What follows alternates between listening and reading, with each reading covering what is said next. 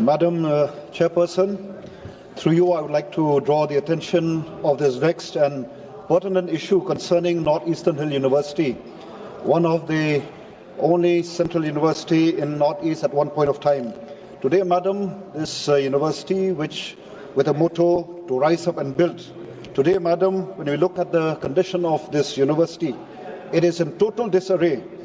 And the reason for this is because of the leadership crisis that the university is facing.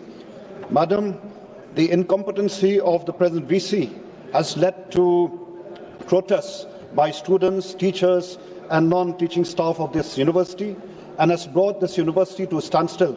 For the last couple of months, this university has been greatly affected in terms of teaching and research, which is the prime objective of any learning institution. Therefore, Madam, through you, I would like to urge upon the concerned ministry to take up this matter seriously by removing this VC who is